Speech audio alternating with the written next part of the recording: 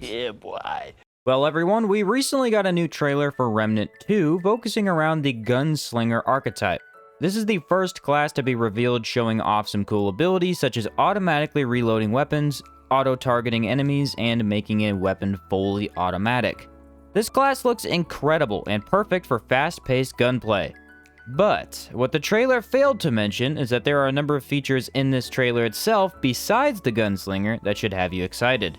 I also want to mention that this is a mainly gameplay-focused trailer, which is commendable since it shows off the game itself and how it'll actually play. Here are some things I noticed in this trailer that I think you should be aware of. Any Souls-like game needs good enemy variety. Fighting one thing over and over gets boring fast, and always throwing something new at the player keeps them engaged. Remnant 2 seems to be heading in the right direction when it comes to this. In this trailer alone, we see multiple different enemies that act very different from one another.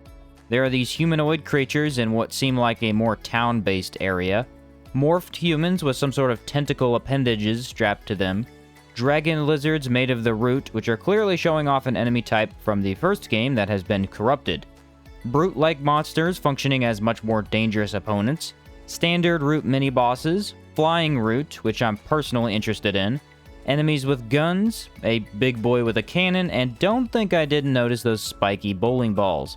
We also get to see some zombie-like creatures in a hazardous area. There are already a number of enemies to take on just from this gameplay shown here. This should make for much more engaging encounters and likely some well-designed environments to further challenge the player. The combat HUD, or main screen you get when fighting, looks remarkably similar to the one we had in the original game. Dragon hearts for healing, 4 slots for consumables that offer healing, more ammo, and faster reload. The stats appear to stick with just health and stamina, which I thought worked really well in the original as well. What's most interesting, however, are the 2 weapon slots here on the right.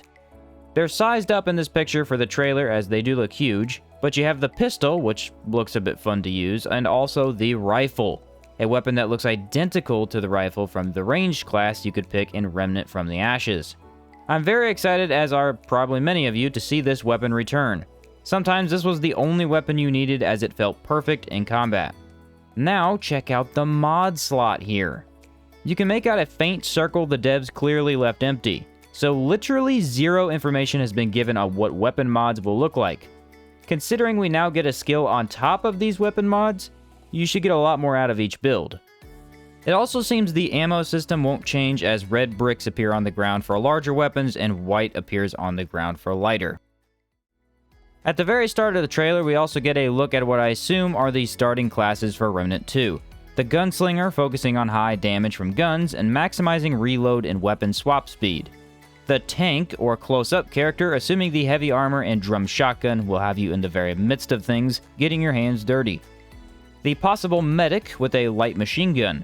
This outfit here looks pretty similar to the Cultist, at least the chestplate does, so maybe some mod abilities as well. Also, I can't wait to try out the LMG. Big weapon with loads of ammo is right up my alley. The Ranger, which seems to start with a more sniper-type weapon. Not much seen on this one, but I'm interested in this class as sniping was one of the easiest ways to deal massive damage to bosses on the hardest difficulty of Remnant from the Ashes. Lastly, we of course have the class starting with a dog. I assume this will be the minion character, and getting an actual dog this time around rather than the blind creature we had last time is very welcome.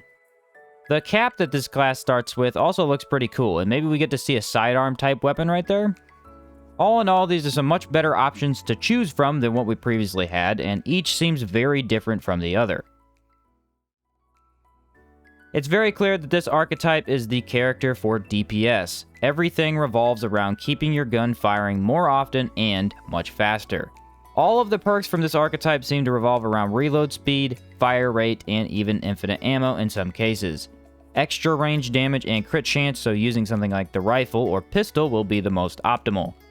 Here we also get to see the 3 skills you can choose from. If I remember reading the last article correctly, you gain access to these 3 skills, but can only equip one at any time. It looks to be slotted just to the left of your weapon in the bottom right. The 3 skills for the Gunslinger are Quick Draw, which has you pull out a pistol and auto-aim 6 rounds into targets.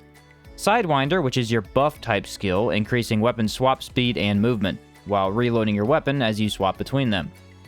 Lastly, we have Bullet Storm, which grants you more critical and fast fire rate for 20 seconds. This also makes every firearm fully automatic, which is extremely interesting, as that could have some powerful effects on certain weapons. We also get a look at one of the many traits you can choose to upgrade. The one shown increases ammo boost, which is likely how often you get ammo.